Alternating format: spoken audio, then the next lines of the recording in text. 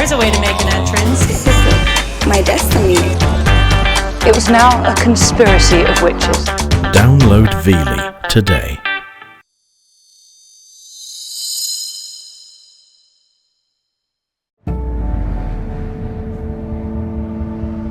In today's Britain, white, working-class men are losing their way. We all work, you know what I mean? We're not just scumbags, but people look at us as if we're just thugs. Many feel demonised, forgotten, and angry. There's a lot of foreign people live in this town now, and it's just like demoralising. You're thinking, wow. I'm Professor Green. I'm a musician, a documentary maker, and I'm from a working-class background. You know, you've already brought 3 kids up, and all of a sudden you're bringing up me. Well, it was either that or have you put into care. I grew up on a council estate in Hackney, and I have first-hand experience of growing up in a low-income family. All the lock-up time has come to this.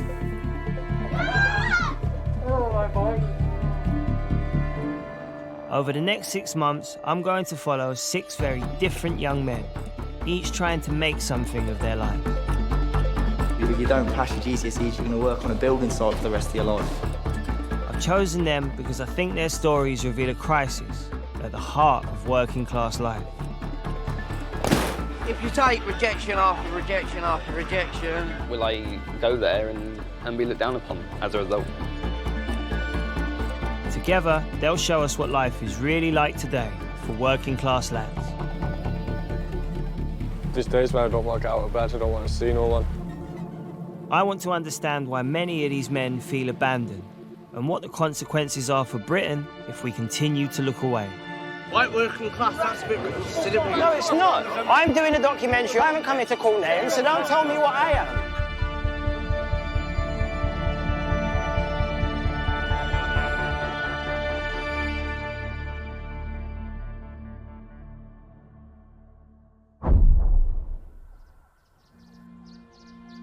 Working-class male pride used to be founded on a job, a family, and a community. In this film, I'm meeting 3 young men who are each struggling to make something of themselves in a world where these things can no longer be taken for granted.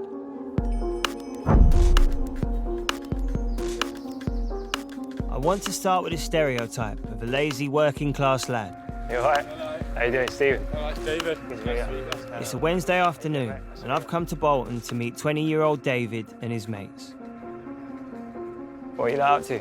Just having a game of football, and he's smoking a spliff. I was going to make a joint. How do you all know each other? Through town, innit? Through town. Yeah. Used to get messy. Everyone just got town. David, what do you do for work? I used to work at scrapyard. The boss was being a bit iffy with me, so I ended up leaving it. I was just doing cash and hand work. What's Bolton like for lads your age who are out of work? It's not too good, you know. No smaller employers, they just don't look twice at us because of where we're from and what we've been through in our life. And most of us, what we've been through in our life, it's not really our fault. David, in the immediate future, what are your hopes and aspirations? Then hopefully if I get a job, I'm just going to stick to it. Then hopefully find the right person, settle down, have kids, and just try and do my own little life. They're the kids that everyone sees and passes judgment on. You know, they're fucking trouble. A lot of people would probably be quite intimidated by them. Hanging about wherever they're hanging about, being loud, being boisterous, being boys. But there's stories behind them all, aren't there? David is one of over 250,000 young men not in education or employment. He spent the last 4 years in homeless hostels. Where are we off to now? We're off to, it's like a takeaway. It's for like homeless people, do you know, who's on the streets and like in hostels. Do like food for them on certain days. All right, Steve. How you doing, mate? Mr. Green. Stephen. It is. How you doing? Nice to meet you. Lovely to meet you. He's my so-called son. David was introduced to the restaurant, run by British Pakistanis, by another hostel resident, 51-year-old Steve. How long have you known each other for? 18 months. 2 years. About 2 years. Because I was literally sleeping out, like, as the car park with a girl called Lisa who's died now with an overdose. Chicken, a little chicken there, yeah? There you go. What's your relationship with each other? It's good. We've got like a good bond. Father-son relationship, really, isn't it? I never had a son. And you see him off streets like getting into bother, and then I go, whoa, what are you doing? And then I just try and push him in that direction, you know what I mean? I've been there, seen it, done it.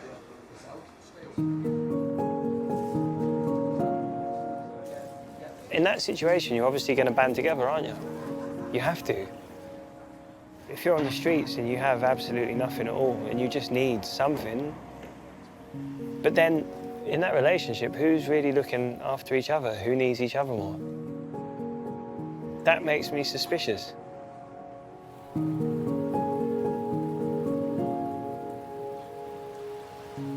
Who's here? This is my dad. Because my mum's I've got ashes from him, so we're going to get a little separate slot put behind with ashes in. How old were you when he passed? I was about 15, 16 when I lost my mum and dad. How did they pass, if you don't mind My asking? dad died of heart attack and my mum died of cancer. How did you deal with losing your mum and your dad so close? I didn't suffer with it bad. Went missing for like a month, didn't come back. How over time have you coped with it? Some days I feel all right, and there's days where I don't want to get out of bed, I don't want to see no one. I'm never going to be happy. Because the only time I was happy when I was with my dad. Thank you. Losing a parent is horrible, but losing both your parents at any age, let alone at 16, what do you do? I feel for him, man. You can tell how much his dad meant to him.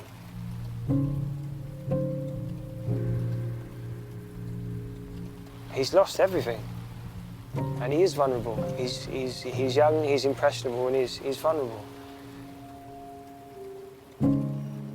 I left David thinking how difficult it must be for him to even know who he is, let alone find a way forward. But what about those who know exactly where they want to go? University is sold as a way up the social ladder. But white working class boys are the least likely to attend. Is this a failure of talent or a fear we don't belong? I've come to the South Coast to meet Lewis, a 17-year-old who's embracing education. So tell me about Lewis. Lewis? Yeah. He's my son. He's Yeah. 18 on Monday, and he's just secured himself a conditional offer at Cambridge. So is Lewis the first person in the family to go to university? Yes. His dad never went to university, and I obviously never went.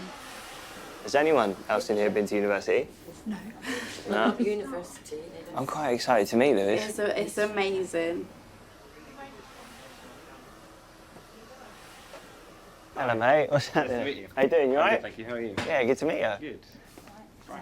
How are you? I'm good, thank you, yeah. Had a nice drive up this morning. I'm completely taken aback. I didn't expect you to hold yourself how you do, or to speak how you do. It's a very different accent to... Yeah, from mum. From mum. Yeah. Everyone asks me, though, if I had £5 for every time anybody said, is he mine? I'd be quite wealthy. That's good. How do you think you came to speak how you do? No, I suppose just trying to speak properly, really. I don't know. It just happened. Do people pick up on it? Yeah, every time, all the time. How I sound posh for my area, yeah. Lewis presents himself unlike any working class teenager I've ever met. But despite appearances, our backgrounds are similar. Brought up in social housing, qualified for free school meals. But whilst I was kicked out of school, Lewis is fighting back against a culture of low expectation. So is this your desk? Well, yeah, in effect, yeah. I find paper quite expensive. I can make head nor tail of that. So basically, this is a way of making tan x and cot x as polynomials and approximating them in that form. Have you had a lot of help along the way with special tuition? No. In my opinion, people from private schools get a lot of help with that sort of thing. It feels quite uneven. Yeah, unfortunately so. How different will the course of your life be if you do or don't get into the school? So if I do get in, then I feel that it's only going to get better. I don't know anyone from where I grew up that went to Oxford or Cambridge. I don't, and he is an exception. He's making his own path, and I think that takes, it's not just ambition, it's courage. In the UK, only 15% of white working class boys get 5 or more decent GCSEs. Nice to have Lewis back. Yeah. You can tell me the truth. Yeah, no, absolutely fantastic to have him back. You know, he was always, he had a real aura about him. Meeting Lewis's old librarian revealed more about the difficulties he had faced. Did you ever feel different to the other kids? For a few years, yeah. You know, people brand you a nerd or a geek or whatever. He was very shy and he wasn't as confident as he is now. Why do you think you were singled out for being smart? Well, because not everyone here was necessarily that way inclined. So you... It was the same at my school, though. I remember, you know, people got picked on for being intelligent. Yeah. And yeah, I wanted to sort of be normal, per se. But then again, towards the end of school, towards the exams, you sort of realise actually you do need to be intelligent and you do need to work hard for it. Lewis's ability in maths sets him apart, but there's a risk in being exceptional. I wonder what anxieties Lewis might face as his dream of Cambridge gets closer. For working class lads, it isn't just education, but business that's been sold as a way out. And in Essex, I'm meeting Denzel, a young entrepreneur who's intent on hustling his way to the top. When I was really in the shit, I didn't have no money. I had nothing. I went and worked for an escort firm. I've always wanted to be in the porn business. I'll do whatever I have to do to earn money.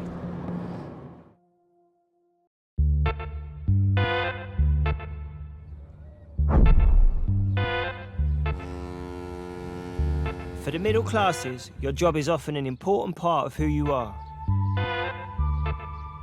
But the reality of much low-paid work is it offers little beyond the wage. 29-year-old Denzel is an oil tank installer with big ambitions. How you doing? You all right? Denzel is part of an entire generation who can no longer expect the same levels of income their parents enjoyed. But he's not short of ideas for climbing the ladder. It was a crazy idea at the time. I bought untold amount of sex toys. I loved the sex toys. The best sellers, don't ask why, the best sellers were the big 18-inch double-ended dildos. They were the best sellers. Yeah, so yeah, that would be it, mate. Oh, mate, you do crack me up. His wheeling and dealing offers Denzel a chance to reinvent himself. But for now, he lives with his nan. Sorry, I didn't know it was open. Sorry, come in, Stephen. How old are you, James? Well, I'm 29, nearly 30, but that's when I need to sort my life out. That's when I've got to butt my ideas up. So when I'm 30, that's when I'm really going to knuckle down in my 30s. Well, I think you're doing well, because before you was here, you didn't nothing. work. I was on the dole and You didn't, yeah, you was on the dole I and was you wouldn't literally get a job. sleeping No and- way, no how. Literally just sleeping and playing with my plonker every day, wasn't and it? I took nothing off of him then, did I? But that's why, Yeah, that's why right. I'm always looking at the business opportunities, because the business could turn around and make you a nice profit.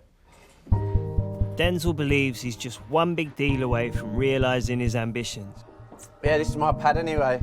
There's not much in here. But in striving to make a name for himself, I wonder whether he's lost something more important. That's my little girl there. Oh, mate, she's gorgeous. She's gorgeous, isn't she? She's my world, really, but I ruined it for myself. So how did it all go wrong? I enjoyed the buzz from the parties and the DJ, and I had a regular slot. I've got a family at home, and I'm staying out till like 6, 7 o'clock in the morning, or sometimes I'll go out on a Friday and I'll disappear till Sunday. Yeah. You think everything's just going to be all right. It's 10 years' time, we'll just be in the house and everything will be all cushy, but it doesn't. How she ended up in Norfolk? It was family commitments. I try and see her once a month if I can. I always get told I'm a bad dad. I'm not a bad dad. I can't help it if I haven't got the money to go every weekend. It's not cheap to live, and the wages are not how they should be. Now Denzel's staking it all on his most audacious plan yet. How you doing, Tom? All right? Been a while, yeah? Stephen?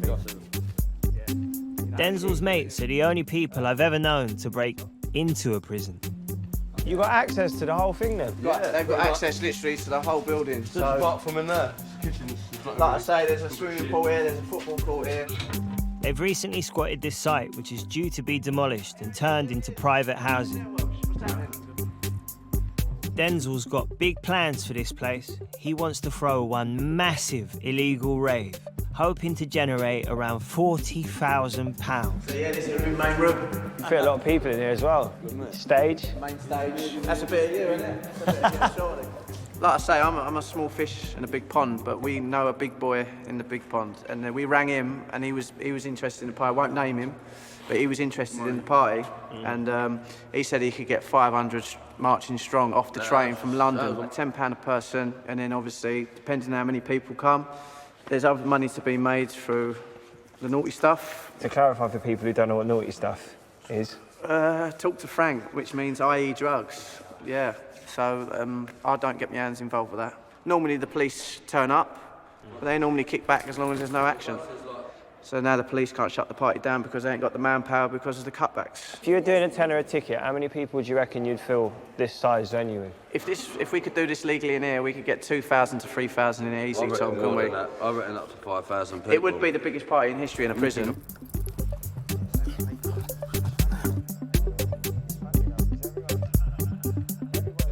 Denzel's plans may be illegal, but isn't his go-getting spirit something we used to admire amongst the working class?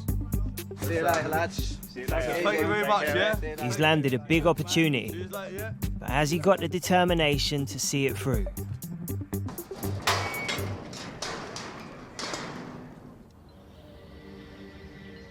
While Denzel tries to reinvent himself, David's still struggling to understand who he is.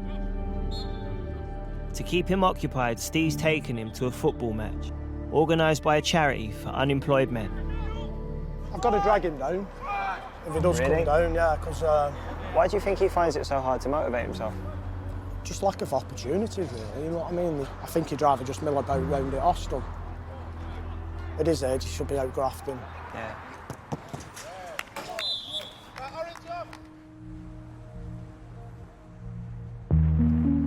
In his room in a nearby hostel, I'm shocked by how little control David has over his life.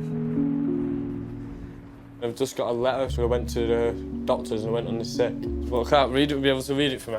Yeah, of course. David's dyslexic and has never learned to read or write. You're claiming for employment and support allowance. You meet the eligibility criteria for support group. This means you are not required to take part in any work-related activity. If you want more information, please get in touch with us. Yeah, that's fine. Because I've been put on, like, some tablets, for, like, I've been suffering with bad, like, anxiety and depression over losing my parents. I've, like, been suffering bad. What are the restrictions living somewhere like this? You got to sign in and out. But if you're gone for more than 2 days, they ring the police and report you missing. And do a lot of people go missing? Yeah, loads of people go missing. I'd find it impossible not having anywhere to put your roots down. I suppose this is the safety net for people who are working class and for who there is no other support. Otherwise you end up on the streets, which is by far worse. What I want to understand is what's expected of you? How do you turn this around? What are the steps from here to where? How do you get from here, existing on the fringes of society, back towards more central ground? And how do you get out of deep waters? How do you get back to the shore? If David's lost at sea, back in Eastleigh, Lewis is setting course for uncharted territory. How you doing? Hard at work? Indeed, Shock. as always. How you doing? All right there, how are you? All right. How have the exams that you've taken gone? So far I've taken 2 exams and they've been okay. So, yeah, just making sure that the next ones go well, really. How nervous are you about this all? I mean, I was concerned. He's just recently got a girlfriend, and obviously as a mummy, Distractions, yeah, I'm like, oh alarm my bells god, ringing. girlfriend. He's got exams. What are we gonna do? But if he messes it up, then it's on his head be it, isn't it? If you think about education more broadly, I suppose there's also an aspect of it that if, you know, for generations, families haven't seen school as important, that the kids aren't pushed in that direction because of a trade that the family have always worked in. It wasn't in ours, was it? You did your exams, didn't you? Yeah, not very well though. Not very well, and I didn't do mine at all. But I feel that Lewis has fought his way through against all the odds to do what he wants to do. And it worries me that he'll go, Mum, do you know what? I'm out of here, see you later. You were my mum.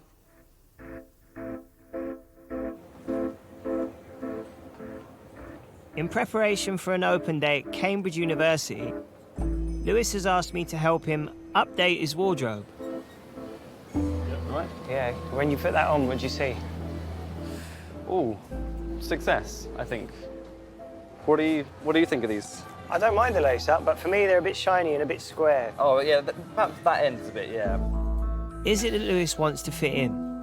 Or does he want to disguise where he's from? I guess I do have a sort of image of what I want to be, and that correlates with Cambridge and success. So. But how does that marry up with coming from a working class background? Oh. I don't know, people sort of expect you not to be working class when you're wearing that sort of thing. But then does your background become this big secret?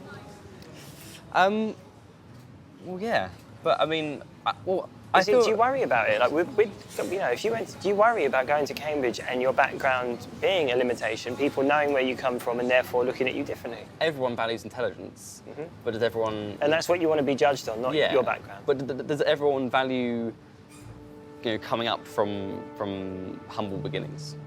As a child, I was sort of, you know, perhaps intelligent, and I didn't really have a choice in the matter of how I was judged because I was so young. Whereas now I have more of a choice. I don't know if I want to be perceived as being different any longer. But that's all you've been for a long time. Yeah, yeah. You've been different for a long time. Yeah, I know, but then I'm not sure, like, will I go there and be looked down upon as a result of it?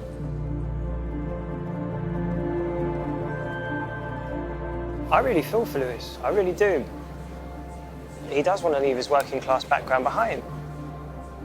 Being self-aware is good, but being self-conscious, that's an anxiety, that's an insecurity.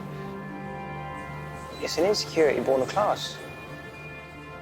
From not wanting to be judged by a stereotype of the working class to wanting to fit in with, I suppose, a stereotype of the middle and upper classes. It's a lot to have to contend with.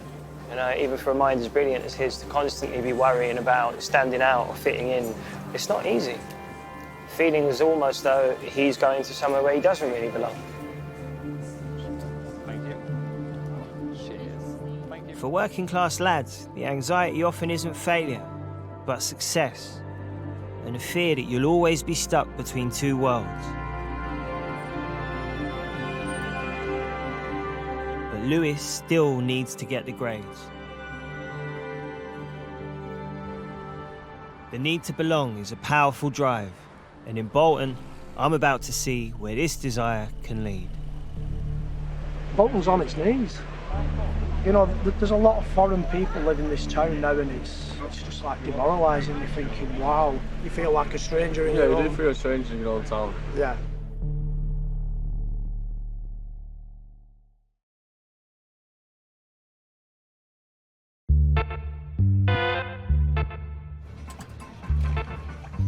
There's always been a strong entrepreneurial spirit to the working classes. Sometimes lack of money can lead to genuine creativity. What's happening? But ideas are one thing. What's happening? Yeah, what's going on? Come on, in big party, what's happening? It's all come to an end, mate. Police, High Court bailiffs, they just come bowling through the door. Because that was going to make you some money, wasn't it? It was going to make headlines. It was going to make a lot of money because people have never been to a jail, so you knew people were going to attend. They were potentially going to earn 30 to 40 grand. Personally, what would it have done for you? Personally, it would have probably got me my own flat. I was looking at moving out. Surely it would have made seeing your door a little bit easier as well. It would have been. Yeah, actually, now you've said that, it would have. Yeah, it would have. So you don't know what you're going to do with the money when you got it until it's in front of you. So you could either spunk it or you could use it wisely, but who knows until you get it. So what's next? Because obviously we've lost this venue for now, I'm going to do something legal. I wonder whether this setback might help Denzel focus on the responsibilities he does have.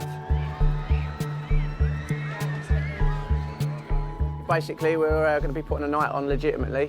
I suppose with a squat party, you've got a chance of getting arrested, but what happens if you have a bad turnout? What, a squat party? Nah, here. Do it again. What you do, like you say, you pick yourself up and learn from your mistakes. If we all work together hard, we should get the numbers easily. A few weeks later, Denzel's asked me to meet him in another seaside town.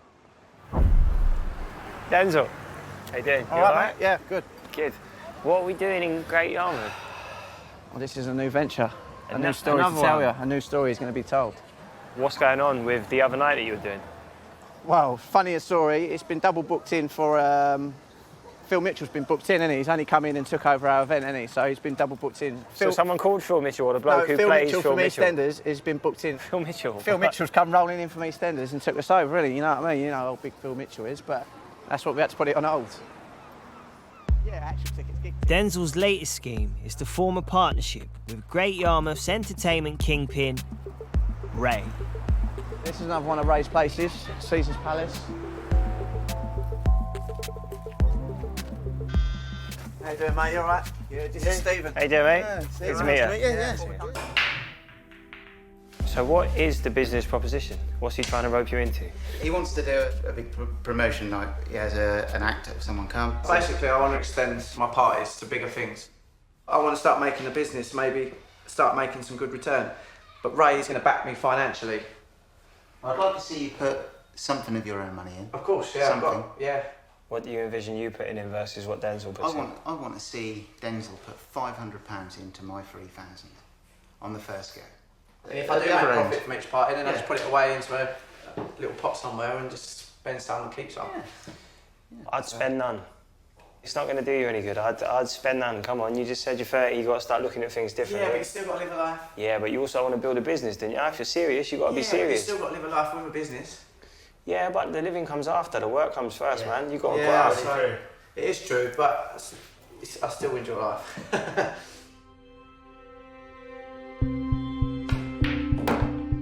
I'm worried that Denzel was bought into the Del Boy myth of wheeling and dealing. And can't see what's really behind Ray's success. I must even now still be doing 80, 90 hours, 100% a week, every week of the summer. Why do you think it is that so many white working class men are underachieving? I'll give you an example. I had a friend come to me once and he said to me, if you know anyone who's got any work, and I said, well, actually, you can come and help me. I'm car cleaning tomorrow and I've got a lot on. And he said, oh, I'll come car clean when I'm desperate. And being too good for a job when you've got no job, in my eyes, just don't, that don't exist. What about Denzel? If he's thinking he's going to have a little bit of a party at the same time, there's a lot of people in that industry that are like that, and they don't succeed. Denzel seems to be putting so much of his energy into all of these different little schemes and scams. There's nothing wrong with having dreams and working towards them. But his situation, living at his nan's, he's comfortable. He's got it easy. And because of that, he has been somewhat infantilized. He's not growing up. He's not moving out. He's not moving forward. I've been thinking about how roots, family, and community play such an important role in the working class character. Sometimes they can hold you back, but more often they're what keeps you afloat. I grew up with my nan on a council estate in Hackney. That's a nice one. So Mum was 16 then? Yes. She left and then I was left in your care. And so then you got custody of me. You've already brought 3 kids up and all of a sudden you're bringing up me. Well, it was either that or I'd be put into care. So what did you want me to do? Well, I'm You quite was my first grandson. I'm quite happy you didn't You was put- Nanny's first great-grandson. Yeah. So here's various pictures of me at school. There's my best friend, Zephyr. You remember Zephyr? Yeah. I was the only white kid in my class, but I don't know, it was the way the area was. Like Clapton, people were from everywhere. Yeah. It wasn't predominantly anything. Everyone was from all over. It was good. Like race wasn't really something that was discussed when we were kids. We just were kids. You know, I'd go into certain friends' houses and say yes to food, like okra and things I would never, you know, you would never have cooked. But it opened me up to such a, you know, a wide variety of foods, of music, of different culture. And I was lucky for that. You know, it wasn't about whether you were white or you were black. We were all working class. Growing up here, no one had cash. That's what we had in common, not our race or religion. My break came age 21, when a record label discovered me rapping in a local nightclub. But what happens if you have nothing, and you feel that your sense of community is threatened? You know, there's a lot of foreign people live in this town now, and it's just like demoralising. You're thinking, wow. Why does that make you feel demoralised? Why does it have such an effect on you? I was told if we'd stayed in Europe, you know, the Brexit thing, there was 60,000 Turkish families coming over here, guaranteed. And when they do come over, they like guaranteed a roof over their head, new tellies. They do. Trust me. I don't know that to be true. I have slept on these streets. I have not seen one Asian person. I have not seen one black person. But like going on a peaceful march with Britain First, it's seen as a bad thing. Because you're holding an English flag up in an English town. They don't like it. And they call us Nazis. We're not Nazis. We're nothing to do with Germany. Have you ever been on a rally? Yeah, I went in one in London. So Britain First in London. How did you end up there? Because Steve took me. I went with him because he said, do you want to come on this march, Britain First? I said, yeah, I'll come with you. What was the atmosphere like? What? It was good because obviously you met loads of new people. It was like a big family. And they were nice people, you could have a conversation with them. Steve doesn't feel like he has anything or is a part of anything. Is it that he has so little, the only thing he feels he actually has is his Britishness, his whiteness? If you're angry at anyone, be angry at the elite that impose austerity and hurt you even more. Direct your anger down that avenue. Steve and David are planning on going to another Britain First march, but this time I am going along with them.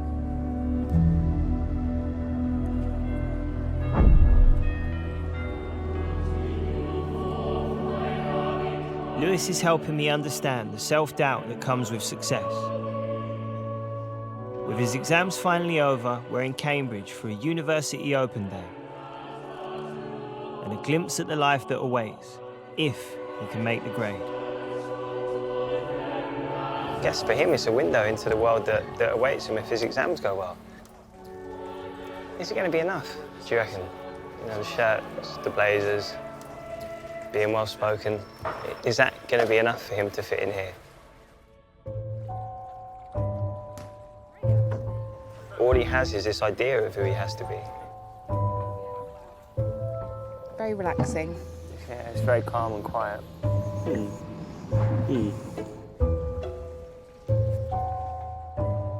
If I'm honest, I'm worried that Cambridge isn't for the likes of us. But Seb's role is to help working class students adapt to university life. So how did you grow up? What's your background? So I'm from Southampton. I'm state educated through and through. My mum, she got made redundant. My dad lost his job at a similar time. And this was all when I was starting uni. Were there ever any moments where, you know, being working class has made you feel uncomfortable? I mean, there's been individuals that I've bumped with, and afterwards I've been like, I'm not going to talk to you again. How many people do you get through these gates that are from disadvantaged backgrounds? The statistic that I do know is 35% of the uni are from private schools. The rest are from state-funded, at least. I would have expected quite a lot more of the students to be from public school. I'm surprised about how low the number is. Actually, I thought it would be more. Surprised, yeah. You are, aren't you? Yeah, And yeah. you're like Mr. Nerd, know everything. See you later. Yeah. Listen, I definitely had a preconception of what I thought it would be. You know, where does that come from? You know, me thinking it would be snooty and it would be just, you know, It'd be pompous. Where's that come from? So this is where you're going to be spending most of your time. It's no different for people who would look at me and go, he's common as muck. As much as anything, class is about the barriers that we erect in our own minds. One thing about Cambridge is that you're taught by world leaders in their field. Stephen Hawking, he's been in and around the department this week. You don't have to be anxious about coming here as someone who is from a working class background. That's not going to hold you back. The only thing that will hinder you here is not being as good as the next man. And that's fair. Lewis was worried that being working class would hold him back. But if he can make it here, perhaps university will help him leave his class hang-ups behind. He's so close to it now, and you can see the excitement in him. It will be such a huge stumbling block for him if he doesn't get those results, because this is where he wants to be. This is how he will fulfill himself entirely.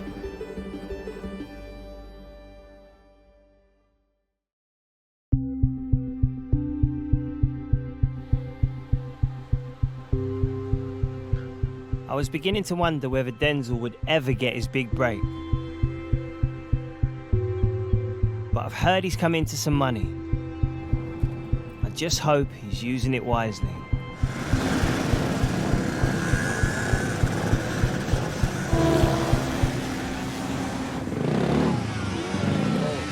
Yeah, you alright? What's going on, bro? You alright? How did you get the money for the bike, Denzel? Insurance claim. What happened? Someone hit me up the arse of my car. So you had whiplash? Yeah. Was it really bad? It was, yeah. Yeah. Still plays up now. Still sorting out. Yeah. How much did it cost? That one's just over £2,000, so it weren't a bad little buy. I'm no one to tell Denzel what he should spend his money on. But it does make you question his priorities. You can't help but not. It's more of an excitement just riding one of these around, you know what I mean? You don't see them every day. But then, does part of you feel like that £2,000 could have been better spent elsewhere? Yeah, but the opportunity was there to grab this. I suppose the other thing as well, you know, you were saying it costs a lot to get to and from seeing your daughter and that as well. Yeah, but if I didn't get this, I would have just spent that money anyway. I would have just wasted that money. I would have seen my daughter a few times from it, but it would have just got wasted on willy-nilly stuff. Denzel talks a lot about a lack of opportunity and finances and things that you can tie in with being working class. And those things up to a point are reasons for not being able to move forward and not being able to do certain things. But at a point, I think they become excuses. You know, like at the point where you do the wrong thing with those opportunities, and that's when it doesn't come down to class, it comes down to your decisions.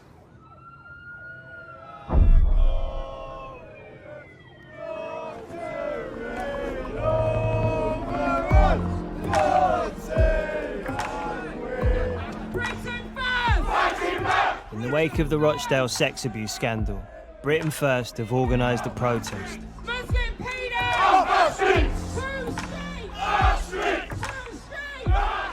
It seems to me that the anger here isn't just about the white girls whose abuse was ignored. It's a cry of rage from a whole class of people who feel abandoned and don't really know who they are anymore. No surrender! No surrender! No surrender to the Pakis scum! Steve is marching, but given some of the racism on display, I'm relieved to see David has decided not to come. Do you not worry that, you know, some of this incites hatred? I don't see how anybody can perceive today as inciting hatred. I mean, look around you. The people here today are purely here because we love our country, and the people in our country includes the children that have been systematically targeted by Pakistani Muslims. Come away from that for a minute. But that's why we're here. Yeah, no, for this march, but I'm talking about overall, what are the British values that you want to see restored or that you don't feel are present today? It makes sense for us to say, don't build a mosque on every corner of our Christian country, can see your cameraman sighing at every opportunity. I'm not going to peddle a false narrative. I'm here I don't want a false because narrative. I want these Pakistani Muslims to get their filthy hands off of our kids. That's why You tell it, Gina. So all Pakistanis have filthy hands? Of course not every Pakistan. It's the ideology. See, look, No, that's what I'm asking the How question. do you take what I just said and spin it that way? Because you used the phrase was their filthy hands. There. Yes, because they've raped these kids. Okay, then yeah, They've been fair enough. Then the convicted. They've rapists, been the rapists. Okay. Your kid's been raped. But the mainstream parties aren't. Your kid's been raped. But I don't have children. Oh, what are you defending it for then? I would never defend a rapist. Yeah, obviously tensions are high. Because I would never defend a rapist. How could you? What am I doing here? I'm doing a documentary. I'm doing a documentary on white working class. White working class, that's a bit racist, isn't it, when we've got all majority? No, it's not. I haven't come here to call names, so don't tell me what I am.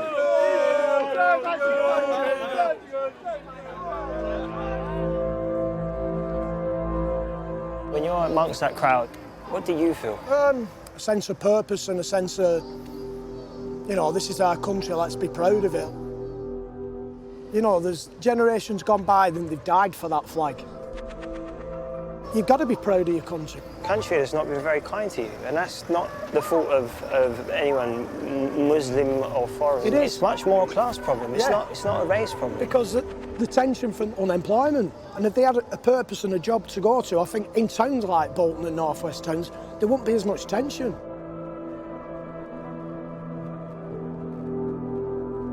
What do you want the streets to look like? Investment in towns that need investing, thriving, bustling, bring the mills back. I wonder whether what Steve really wants back isn't so much his streets or even his country, but rather a feeling of pride and self-worth. I'm beginning to think that the idea, you know, even the phrase working class values, from what I can see, it's a certain set of insecurities, really. It's a lack of self-worth, it's a lack of ownership, it's instability, it's uncertainty. You know, it's being stuck. Out of everyone I've met, David has seemed the most adrift. 6 weeks after the march, I finally caught up with him. How you doing? All right, just working. Yeah? Just finished. That's a change. Yeah. What are you doing? Roofing. I've been doing it for about 3 weeks. Yeah? It's good. I fell through the roof again today, though. Horrible. Yeah. You enjoying it, though? Yeah, I'm enjoying it because I know I'm doing something good for myself. Instead of being on benefits, I've come off it and I've gone and got a proper job. How many of the people, you know, that you used to knock about with, do you still see? None. I can't be arsed with them, I just want to do my own thing now. What about your mate Steve? You're not in touch? No. Everyone's the same. You still bleed the same blood, so you're still the same people. It don't matter about the colour of the skin. We've still got hearts. What's your living situations now? I live with my bird. Yeah? And that's pictured of her. I've got a girlfriend who I can come back to. I know she's not just going to run off. She's there. She's loving, she's caring. So she's good for me. Yeah, she looks sweet, man. You look good together. She is. She's keeping on the straight and narrow. She's got to be cute to be with me. Oh, all right, here you go. About your big bollocks. I'm just going to keep going, just keep working. So I don't want to fuck it up. He didn't know who he was before. He knew what he'd been through and he knew how much that had hurt and he knew how down he felt. He was aware of his feelings. He knew how fucking crap he felt. Who was he then? He was Dave, the guy that was stuck in a hostel, who had lost both of his parents and was depressed and was on the sick because of his anxiety, because he couldn't sleep. Who is he now? Oh, Dave, what, Dave, the roofer? The bloke who goes out with Chloe? It's amazing what employment and purpose can do for a man. Someone who has always had direction is Lewis. It's August, and the results of his Cambridge entrance exams are about to be released.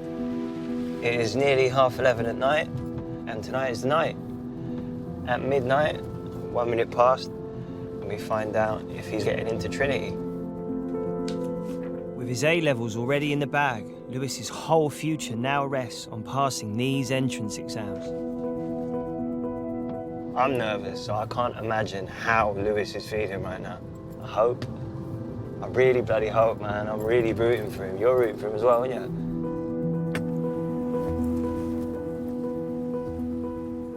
How are you? I'm very, very, very nervous. To say the least.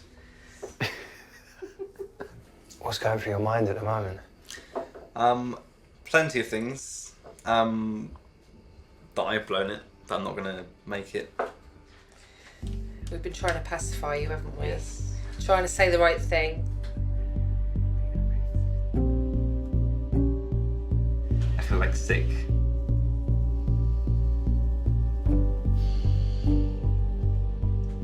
We're 1 minute too, by the way. I just vacate a second, just like. He needs to compose himself. Yeah. Come on, you can't change it, you have to do it. Do you want a hug? You're going to be alright, mate. Well, no, but. Lewis, I'll do it if you want me to. No, because we want Just to do it. Go on. I think the past passion, but Sit down, everyone would log do it in. at this point now.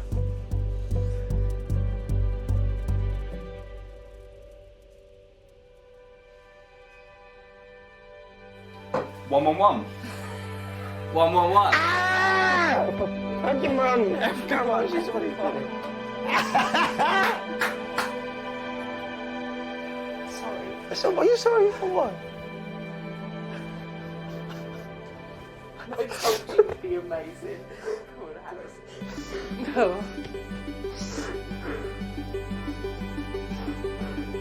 Well done, bro. Proud of you, child. I can't believe it. I guess Joe can take nothing but pride in what's just happened. Yeah, he's going to leave the house, and yeah, he's moving on, but you know, he's doing what he's doing because of his beginnings in life, and despite how humble they were, he's going to be afforded many more opportunities than most of the people that have grown up where he has.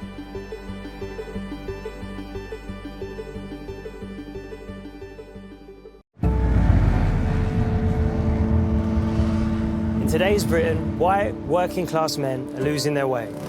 We all work, you know what I mean? We're not just scumbags, but people look at us as if we're just thugs. Many feel demonised, forgotten,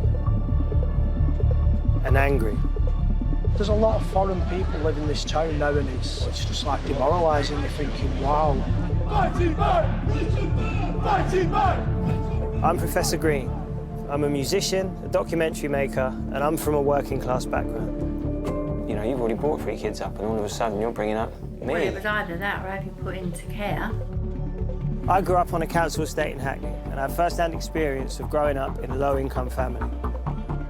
All the lock-up time has come to this. Oh, my boy. Over the next 6 months, I'm going to follow 6 very different young men, each trying to make something of their lives. If you don't pass your GCSEs, you're going to work on a building site for the rest of your life. I've chosen them because I think their stories reveal a crisis at the heart of working-class life. If you take rejection after rejection after rejection... Will I go there and be looked down upon as a result? Together, they'll show us what life is really like today for working-class lads. There's days when I don't want to get out of bed, I don't want to see no one. I want to understand why many of these men feel abandoned and what the consequences are for Britain if we continue to look away. White working class, that's what it is. No, it's not. I'm doing a documentary. I haven't come here to call names, so don't tell me what I am.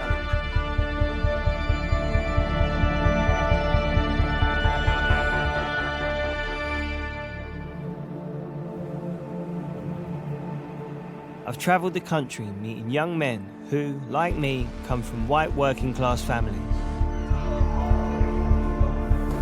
I've seen how these lads are struggling to define themselves. Everyone values intelligence, but does everyone value coming up from humble beginnings? In this film, I'm going to meet 3 more young men. want to explore how the crisis in working class life is affecting fathers and understand the fallout on their families.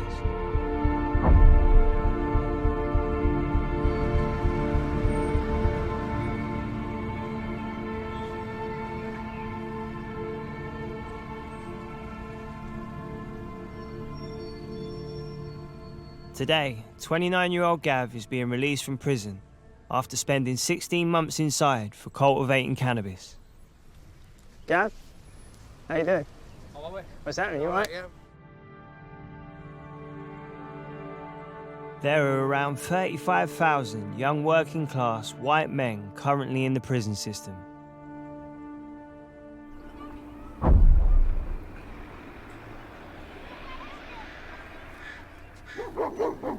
Before Gav was released, I paid a visit to his 11-year-old son, Jake, who lives with Gav's ex-partner, Becky. Hello, mate. How you doing? I'm Stephen. How are things at home? Good. Yeah? Do you miss your dad? A lot? Yeah. Jake was there when his dad was caught by the police. They had posted up posters on my dad to be arrested. And for the police to come. The police was all surrounded by the back. That's how he got arrested. But he took your money with him, didn't he, love? Yeah, he still owes me £30, even more. Can't wait for it back then. It wasn't the first time Gav's been sent to prison either. He spent 2.5 of the last 4 years inside. Are you angry with him? Yeah. He's done it too many times. What do you want him to do when he comes out then? I don't know, I just want him to Be around? love me better.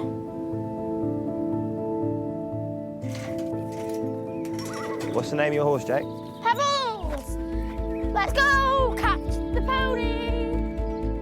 Yeah, but I got him. There are some parallels between my childhood and Jake's in that we both, I guess, felt a little bit abandoned by the person who we most wanted to be around. As a child, my dad was in and out of my life as well.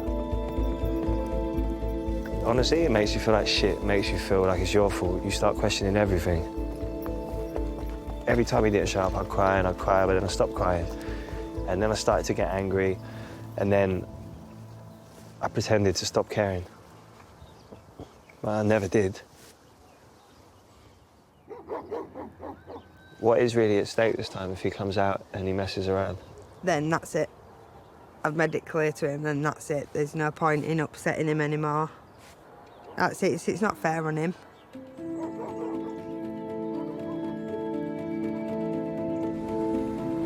After meeting Gav at the prison gates, I took him for a fry-up. What'd you fancy? Full English. All the trimmings, I think, yeah. Missed it. Thank you very much, cheers. Cheers. I met Jake. He's a star, isn't he? He's a star. He's proper. He's a good kid, man. I mean, before I went to jail, I'd sort of had a broken relationship with him. I didn't have enough time, no consistency. What are you going to do differently this time with that? Go in a strong bond with my kids again. I used to have that a long time ago, but being in jail, you tend to lose that. So that's a good catalyst to keeping me away from problems. The way the jails are now, yeah, it's set to rehabilitate you if you want to be rehabilitated. If you don't want to be rehabilitated, then you won't be. You'll be just straight back in jail again, doing the same old shit. That's just how it is. 2 lives are now at a crossroads. Jake is about to be reunited with his dad. But will fatherhood be enough to keep Gav on the straight and narrow?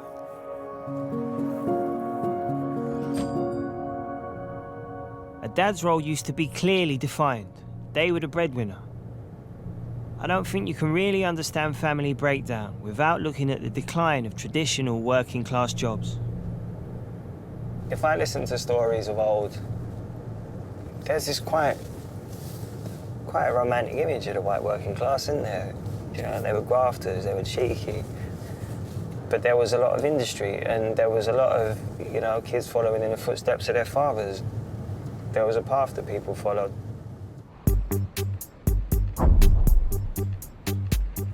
How many more, Blinko? Another 30? For years, we've been swamped by the stereotype of young, white, working-class men living off benefits. But what's happened to that old-school archetype, the grafter? How you doing, you all right? Good. Yeah, good to see ya. 17-year-old Jake works as a labourer. It's a trade he shares with his 3 older brothers. What time did you start today? Well, I was out of bed for 6. Got here about 7:10. Found him asleep the other week. Fuck off, did you?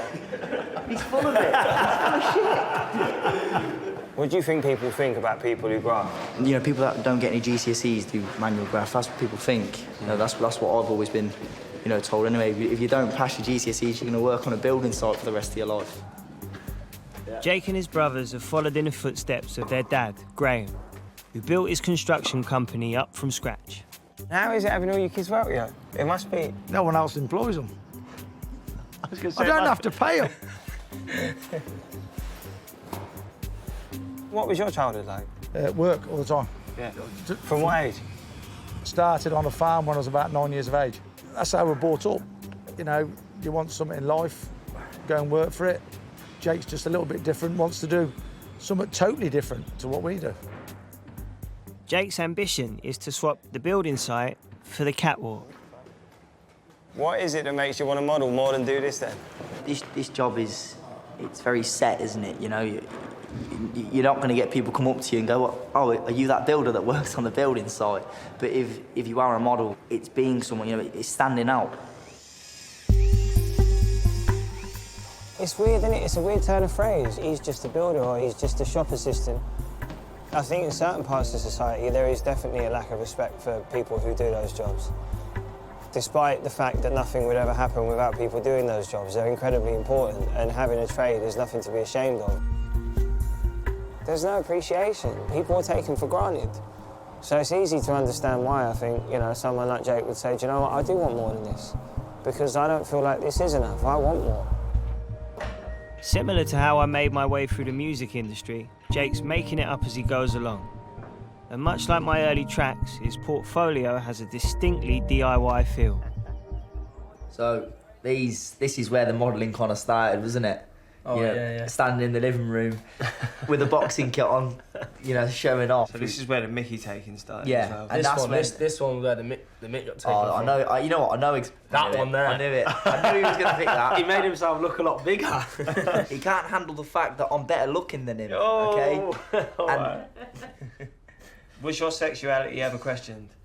Yes. That's exactly what it was, you know, it was a lot of them comments. Yeah. I think secretly they'd all love to do some modelling, but they won't admit it. There's going to be no looking back if this all kicks off, is there? Like, he's That's the gone. plan. That's the plan. Does that scare you? Or? A little bit, yeah. Because it's the unknown, isn't it? Would you not have been all right doing what he's doing at his age? I would not have had that confidence, no way. Why not? Because I wasn't brought up like that. There were so many of us and there wasn't that much money, so everybody you just did the normal thing, went to school and then had to get yourself a Saturday job. You think working class people can't achieve anything like this, so... Why do you think that is? Because I think it's always been that sort of stigma. It's only people with money and... The opportunity doesn't just come round for everyone, so you've got to just snap it up while it's there. I think there's a similarity in Jake and I by where we both wanted to achieve something out of the norm. You know, something that wouldn't be expected of either of us. I think the difference is he's definitely got a hell of a lot more confidence than I ever had. It's a confidence which seems to know no bounds. Jake's recently approached one of the world's top model agencies. I want to see how far his ambition will take him.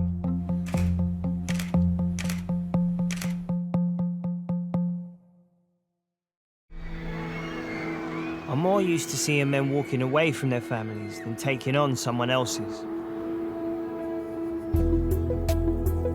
I've come to Essex to meet 29-year-old Carl, who's recently become a stepfather. Stephen, nice to meet you. Carl. How you doing? Come in. Hello. Straight up there, mate. He's not going to kill me, is he? Nah, he's all right. Carl lives with his fiancée Kim and their 3 children. Whose is the belt over in the corner? That's mine. I won it a few months back. Southern area title. Yeah, you boxed all your life? Yeah, well, I started it when I was younger. Started getting good at it, getting right into it, then just went down the wrong path, mixed with the wrong crowd. Started smoking, weren't keeping up my training. Smoking weed? Smoking weed, smoking cigarettes. Anything else? Yeah, cocaine. At one point, I thought I was Tony Montana out of Scarface. Just piles of it on the table. Over the years, Kyle has found himself in trouble with the police for getting into fights outside of the ring. It's only since getting together with Kim that he's pulled his life back together. How did you meet each other? Through my sister, actually. I spotted her from across the playground and that. Always went for my sister and that. So she's a bit alright. We went out that night and she said she liked me too, and it's like winning the lottery. I was like, results. I fell in love with her, fell in love with the kids. We sort of spoke about getting married and that. I thought, well, I've got a title fight coming up. End of the fight, I won, got me belt, got her in the ring, got down on one knee and proposed. Luckily, she said yes. She's an amazing woman, like, amazing mother. It's lovely. It gives me faith back in the world again. Kyle doesn't have a template for fatherhood, as his own dad was absent for much of his youth. How scared were you when you first found out you were going to be a dad? Petrified. Your biggest fear is watching them go down the same path, make the same mistakes. You just got to dig your heels in, especially when work's a little bit scarce at the minute. How come work's been so scarce? What is work? I do roofing for a living. It got scarce near Christmas. I'm still waiting to hear on a 3-month contract I applied for, but I've heard nothing off that yet, so... When things get really sticky and you do get in a bit of a rut, how do you keep yourself up? The missus keeps me up. If it weren't for her, I'd quite happily just go out, get a beer and be angry, basically. Right. Kyle's fighting on 2 fronts. He needs to get back into work and also defend his prized Southern area boxing title. What's at stake for you? What do you stand to lose if this fight don't go the right way? I lose my belt. The kids love it. I think I'll be more disappointed seeing their little faces if I didn't come home with it than what I would actually feel inside myself. There's this want to be somebody, doing something, fighting and winning. It gives you a sense of self-worth. But that suggests that before you become somebody, you're nobody. That's a working class insecurity, isn't it? Where does that sense of worthlessness come from? Why is there a whole class of people that have that feeling of worthlessness? Where does that insecurity come from? It strikes me that the role of dad gives Kyle stability and a self-esteem that's been missing from his life. But without work, I wonder how he'll keep his new family together. In Leeds, it's Gav's first day of release from prison, and he's preparing to be reunited with his son, Jake. So how's things on? Are you all good? Is there any special reason you're getting your hair cut? Because it looks stupid, yeah. And obviously I'll have to go pick my son up now. Do you know you're coming out today? He knows I'm coming out, yeah. Up until now, do you think you've been a good father to him? Morally, my morals have always been there, yeah, but you could say outside box, probably not, no. I love my to bits, you know what I mean, so we'll see.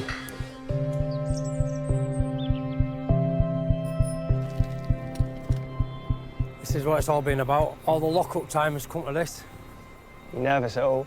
Slightly, yeah, but I'll be all right in 5 minutes.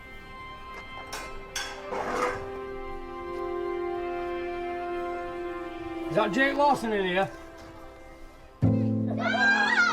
Oh, my boy. I missed you. You've been good.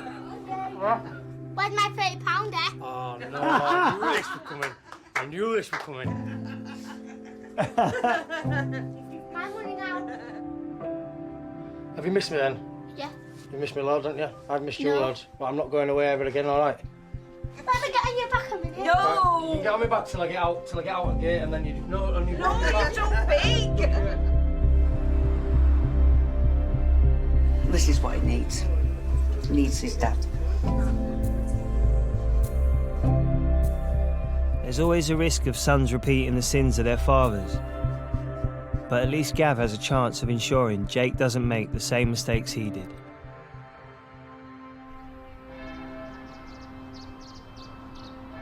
What was it that led you towards crime? Funds. I were on a fairly low-paid job. It's all about trying to make ends meet just to support So myself. it was a lack of money? Because it's bad when you fucking go to work and you work, and you work and work and work, and then you don't see no from it. You have one little party and you think, fucking, I haven't got enough here to get through a week here till next week. How did the streams of income compare from your daily graft to growing cannabis? Well, says it all. Yeah. I used to be out 90% of the time, being around in the States, doing this, doing that, getting involved in this. And it got me involved. I like the sign of having money at an early age. I think it's the area you grow up in, it's the people you knock about with. If they're doing it, I want to do it, I want some of that, I want a piece of this. Do you know? Listen, I used to sell weed. It's not, you know, do I or don't I sell drugs? You don't ever really sit there and weigh that up. It's like, okay, I've got to do something to get money. This is something I know I can do. It's no different to any other opportunity when something is so normalised that it's every day. I'm an ex-prisoner. I've just left your establishment on Friday, and I'm struggling to get hold of it. As work's dried up, maybe what's been lost in men's lives is status. When Gav was involved in drugs, he was a somebody. How is he going to adapt to the anonymity of his new life? Yeah, I'm just trying to get onto my universal job match. You know, searching just to open it up. You've got to access it, you know, as part of... I can't even get into it because they said they've sent me a password to my own email address. That was 3 days ago and it's not arrived. Doesn't even give you a phone number to call. I won't get paid. You have to be logged in. I won't get paid my money, so I can't even get in to look for a job and they don't know I'm looking for it. Almost 50% of ex-cons re-offend within a year of their release. Gav has got an appointment with a charity who specialise in getting ex-offenders into work. First thing we need to do here is set the expectations, right? Because for an ex-offender to get a job is bordering on impossible. Mm. So you've got to understand that the employers we work with don't take someone in straight away and bang him on 30 grand a year. No, that's It's not the obvious. real world. I understand that, yeah. What work are you prepared to do? Oh, what's going to pay me at least minimum wage, so what I can Right. support, Enough. and give me enough to support my children. Whereas before, I hadn't ever had that. We can help you. Then it's up to you to have it done, isn't it? You know. The charity is hopeful of finding Gav a warehouse job for minimum wage. But it will be a significant drop in pay compared to his old days of growing cannabis.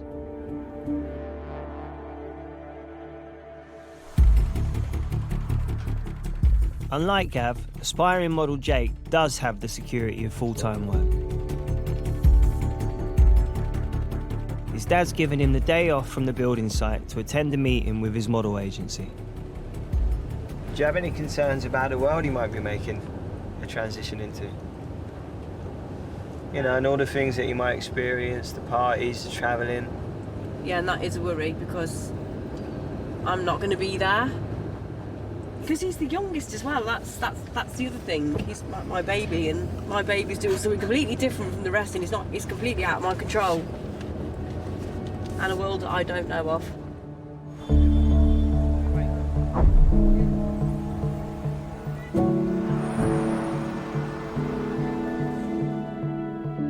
I've come down to Storm with Jake. I want to speak to the boss, Sarah, to find out how common his story is. How are you? That's where you are, mate. Good to meet you. So where do you find these lads? Oh, everywhere and anywhere. Yeah? Does class play a role in any of this? Absolutely not. I mean, when we find somebody, we have no idea who they are. I mean, we have Nicholas here that's recently, we've recently taken on. I mean, Nicholas come from, you know, not the best upbringing, but he's turned his life around. He's just done the New Look campaign. He's another South London boy that we've just sort of taken on. But again, come from working class family, we've taken him on. There's quite a distinct lack of white working class though. Do you know what? It's really funny. I think that, you know, your mixed race, these guys have got more gemutzvah, they've got, and I just don't know that white boys have got, you know, the confidence, if you like. Unlike people like Jake Swift, who's amazing, who's a young working class boy, and he actually went online, found us. So far, Jake has mostly been doing unpaid work to build up his portfolio. And after a couple of failed castings, he's been called into a meeting to discuss his next move.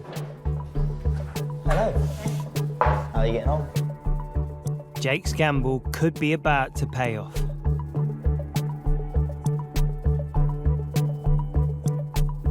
I've been talking to Bravo in Tokyo about representing you for the next couple of months, and they're really happy to go ahead. One of the things I will say about Tokyo is the working hours are very long compared to London. Sometimes you'll be on set for 12 hours. Like, they're extremely strict. You cannot be late. You can't go out and party. You can't be hungover. You can't, you know, be rude and difficult. It is a big thing because, you know, so many days, 60 days, and he's the youngest. Yeah. How much is it like? Obviously not a direct number, but what could I earn up to over there? Financially, it's hard to say, but anywhere between about $5,000 and $25,000.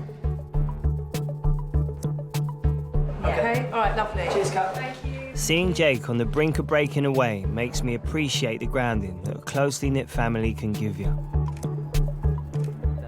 Have any of your brothers been to Tokyo? Has anyone in your family been to Tokyo? We go on English holidays. We go to Tenerife in Spain for a week in an all-inclusive hotel. We don't leave the resort. We go to see the entertainment at night. That's all we do. We've never gone, oh, you know what, I'm going to take a year out of work, I'm going to go travel. It's always work, work, work, weekend, work, work, work, weekend.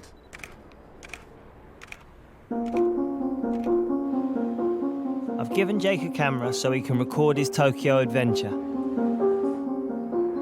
It comes down to stability, doesn't it? His dad has led by great example, isn't he? He's not bound by anxieties and stresses and worries. That grounding and that foundation has given him the opportunity to, you know, to have the confidence to explore everything that he wants to. A combination of good looks and solid family is giving Jake opportunities that his dad never had.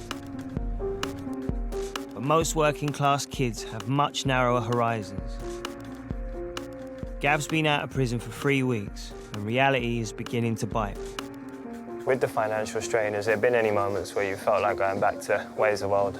I could have gone back to that on Friday night, Saturday night, Sunday night. I could have done it like that.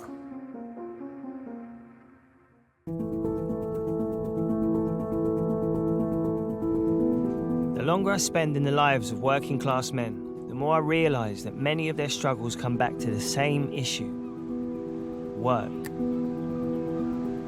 In Southend, Carl is trying to reinvent himself as a stepfather. But I'm concerned, as he's asked me to meet him at the hospital. I was a bit dubious about showing up at the hospital. I thought something was going to be wrong. Oh, no, she's pregnant. Baby number 4. Congratulations. Oh, no. Come as a shock to us, I know. Congratulations. Thank you. It's all right. Today marks the critical 12-week scan. This will be Carl's first biological baby, but a 4th child to support, and he's still unemployed. You want a boy or a girl? A boy! Boy. You frightened, happy, elated, scared, nervous? A bit of all sorts at the minute.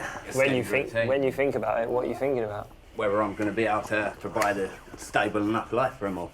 I had to look at all like food shopping and that, sort of try to cut bills down already so we could start saving up a bit more and be planned.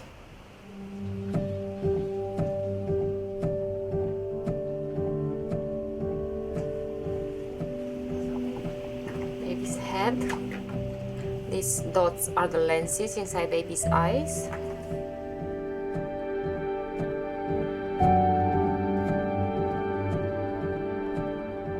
How does that make you feel? Proud.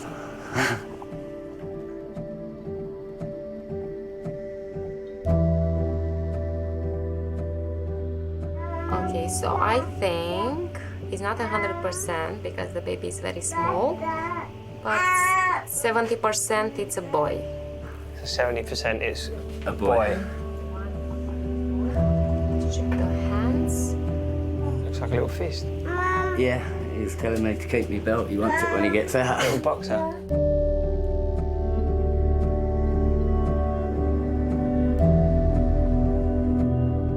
Poverty affects 1 in 4 children in the UK. And for his family, Carl is the only potential breadwinner. Has Carl been looking after you recently? Yeah, he's recently become my carer and more to help support me more. What is it that's actually wrong? I have bipolar type 2 psychotic features and borderline personality disorder. So even when I'm having my moments, my strap-ons, and he sort of just deals with it, accepts it and carries on. He doesn't hold it against me, whereas many people would. In my eyes, I'm just doing what any decent partner should do. For Carl, getting a job isn't so much a lack of will as a lack of opportunity. Unemployment rates for men in Southend are higher than the national average, and work as a roofer relies on word of mouth. What are you up to? Not much. Thought I'd have a little catch-up, see if you had any work on the go. There's not a lot at the moment, yeah. It's not a lot at the moment, but it's getting better. What's Southend like for work? It's hard. More workers than there is work. Yeah, basically, yeah. But if he keeps doing it, he'll get there in the end. Is he a good worker? Yeah, yeah. Any work available? Am I getting manager for you? Yeah? We're not taking on staff at the minute, but if you give me your CV, I'll file it and I'll get back to you as soon as anything comes in. We get you in for an interview. CV down, mate.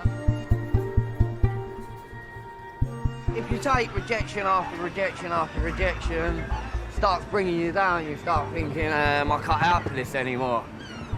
But you just got to grit your teeth and try and grin and bear through it. At some point, someone is going to give me another chance.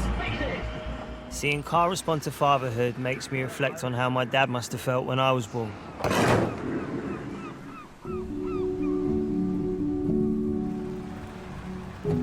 He was 18, my mum was 16, but neither of them stuck around. So I was raised by my nan. Hi, Nan. Hi, Stephen. Give me a cuddle. You all right? Yeah. I'm shrinking. So this was on one hand, one of the people who I loved and idolised the most, wasn't it? Yes, I did, definitely. didn't I? I Oh, really God, yeah. did. You know, working class pressures, money, stress, and God knows whatever else. And a lot that he endured in his life that eventually amounted to him taking his own life. Yeah. But you essentially were my mum and my dad for all those years. It's only recently that I've realised how fractured my own family has been for generations. Not made easier by the fact you had someone who walked out on you. Yeah. He had another family. He was a womaniser, so, like, Your ex-husband? yes. Yeah. Yeah. So he didn't used to pay for my 3 children.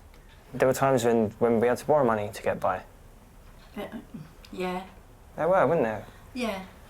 Stop kneeing me under the table. Come on, we're old enough. We're past it now. We don't have to worry about those things anymore. We did have the gas and electric cut off because we didn't have any money, so just managed to feed them. That was about it. I shudder to think what would have happened to me had my nan not stepped in. Without financial security, sometimes family is all you can rely on.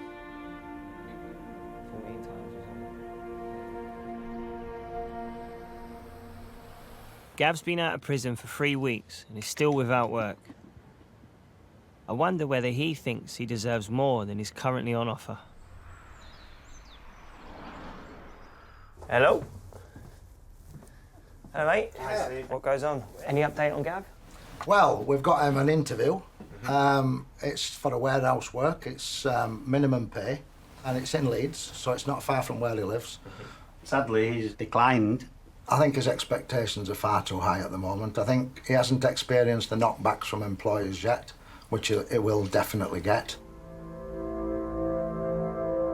He's missed an opportunity not going for the interview. He just needs to come back down to earth. The real world is that ex-offenders struggle to get employment and have to start at the beginning. It's easy to have ideals and to say the right things and say you're going to do all the right things, but doing them's a different story, isn't it? And what's going to happen now if he doesn't find any work that pays him more? When my dad wasn't around, my nan would often take me shopping, hoping that things would fill that parent-shaped hole. This has got 16 gig mesh. So it's a little one, it's got a sticker on it. Accompanying Gav and Jake into town, the pressures of parenting without money are becoming painfully clear. I come today to do inquiring, but I want to make sure that I can come and pick it up maybe in 2 weeks. Can I put something down on it? We can't do that, no. So she's got to be able to come in, can't I put it away? We can only do that for 24 hours, unfortunately. Well, that ain't enough time, that. Yeah, Have you got your money in your back pocket? I ain't got it on me to buy that day. Otherwise I'd have bought it, wouldn't I? Does it make it difficult when Jake's asking for stuff and you have to say, not yet? Yeah, it does. You know, obviously things aren't cheap, are they, you know, and it's the fact that it destroys stuff. It's a lot of pressure. Yeah, it's pressure, man. It's pressure when I've got to put my own clothes on my back to start with. And even that, I lost everything when I went in jail. What Steve and Val will be saying is, you know, it might not be the job you want, but just for the moment, wouldn't it make sense to bite the bullet and take the work just so as you do have work and an income? Why would I settle for just sweeping a floor, right, or putting doors in the corner of a warehouse, right? I'm going to have to struggle now, but I can wait, because now the next move I need to be needs to be the right one.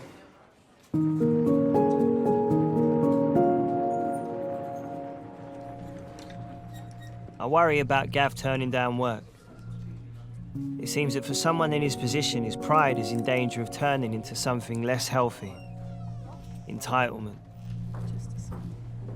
I think things are a big part of where that entitlement comes from. It's like, if I'm going to work, I want to be able to get things. I want to be afforded things. I want to be able to buy stuff. I want to have nice stuff.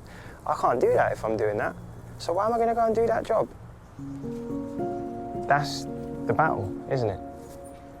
And that's what's going to make it really hard for him to stay on the straight and narrow, I think, unless he finds good work, because that's all that's on offer. With the financial strain, has there been any moments where you felt like going back to ways of old? Or have you had any phone calls saying, hey, come and do this for us? Yeah, on a few occasions. Do you want to come back out? Because it only takes that one thing what's wrong, one thing to go wrong, and that's it. And you're on licence as well, I'm on licence, yeah. No, well, he said to me, he said, if I ever see you again, third time for the same thing. He says, you'll be in top bracket. And that carries like 6 to 8 years, like. If your dad went back into prison, would you talk to him again, Jake? You wouldn't? Not really. No. Nah?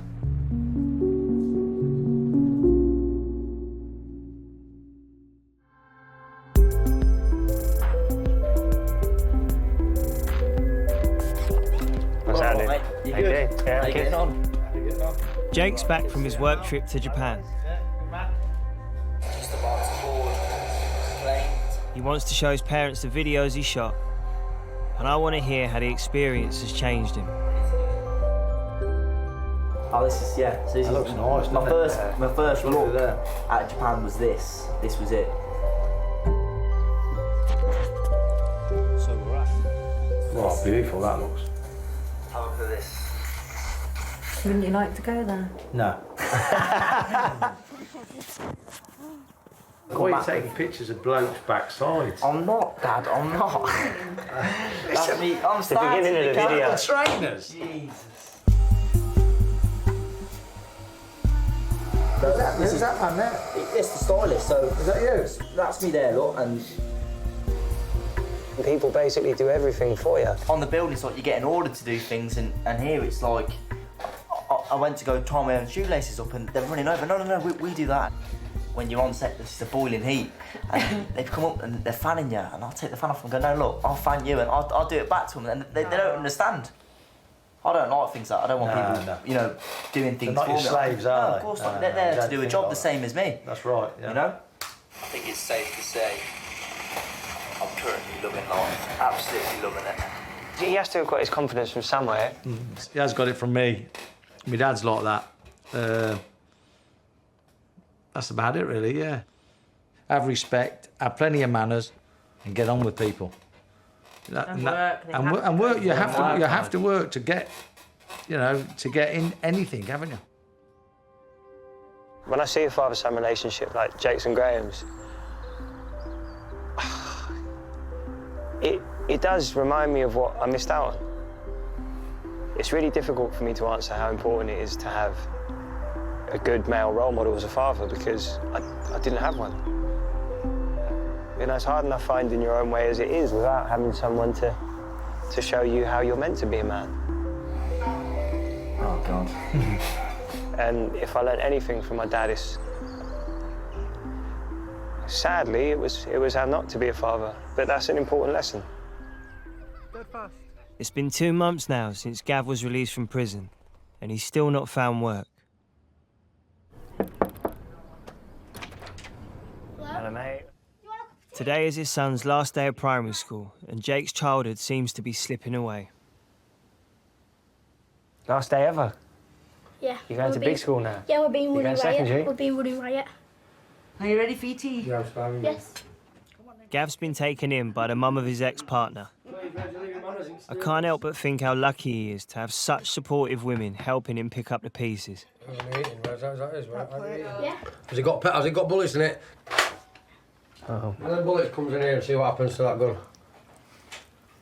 So he's starting to rebel a bit. Yeah. Does he? It's a word no. He gets a word no. I mean, most kids do. Has he heard the word no a little bit more since Yeah. Gav's been back? Yeah. A white rose gift card. He's had no role model really in his life. Yeah. He needs discipline. That must be difficult for him because obviously before Gav came out, all he wanted was for his dad to be, Yeah, to be back, there, you know, for his yeah. dad to be there, and now his dad's there, but his dad's the one telling him no. Yeah. Where they're arguing with each other. I think Gav would find it. I think he thinks in his mind sometimes, is it easier for me to walk away? But I don't think he would. Do you know what I mean? But I think in his mind he might think, I might as well just go. He don't want me here. Do you know? Because he has to turn around and says, I don't want you here. Bloody hell. You know what I mean? Go get your thing over there.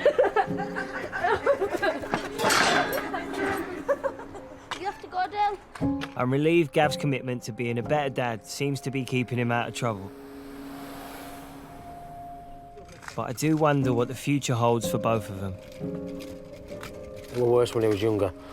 But I see a lot of me in him, like, he's a lot like me, with his emotions, with his behavioural patterns at the moment. They're up the street. Life on an estate, you're starting to encroach into that life of crime, and I want money, I want fast money. That's when you start making fast bad money, decisions, yeah. isn't it? You make bad decisions because you're either pushed into a corner by peer pressure, or you make their own decisions yourself, and you make the wrong ones, or you get caught out.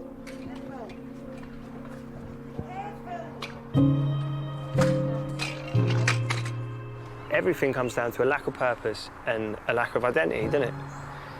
And if you don't have that, what do you have? How can you head a family? How can you support a family? How can you raise your children without passing on those insecurities?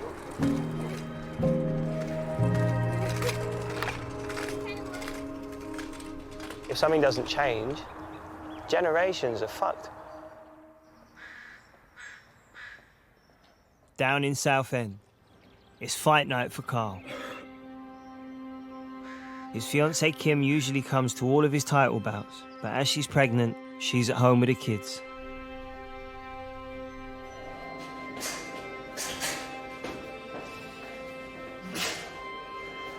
Normally when I get in a ring, that's normally my shutdown point. All that goes and it's about protecting myself. I think the only thing might pop in my head in there, which will help me out more if anything, is protect myself more certainly for the family. before with me, it didn't bother me. I thought, if I get hurt, I'll get hurt. Yeah. I'll get over it. But now seeing Kim and that worry about me getting hurt, it makes me think more about it. I think, should I actually be, I know I like to challenge myself, but should I actually be pushing myself that much? There's something different about Carl tonight. He seems distracted. And I'm concerned his focus isn't on the fight. His family is clearly on his mind. For the first time in his life, perhaps he's realising just how much he has to lose. Brooks!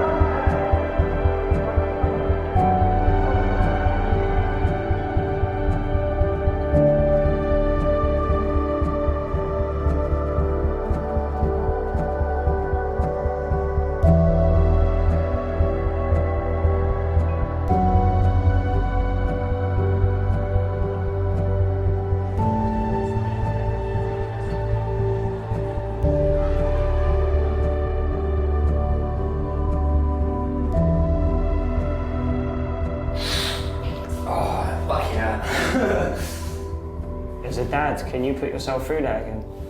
I need to think about my family now. You got a little boy on the way, man. I know. And I've got 3 beautiful kids already. It's not fair to myself, man, and it's not fair to my family.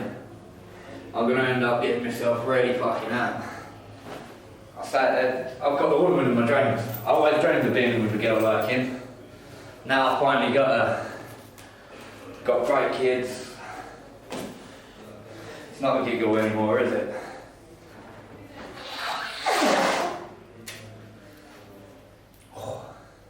Fucking hell, mate.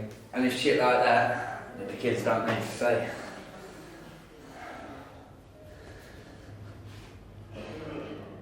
Carl may have lost this fight, but perhaps he's won a bigger battle. We spoke a lot about the ceilings that exist for the working class and the lack of opportunities and the failings. As a man, if you have a kid, you know, the one way that you can redeem yourself is by taking care of a child that you bring into this world. Because if you're not there when I need you as your son, you're not a father to me. The most important thing is being there. And by doing so, giving that child the best chance he has in life of escaping the trappings of being working class. You know, by equipping him with the tools to do better in life. That's when you can call yourself a father. Not when you create something and fuck off.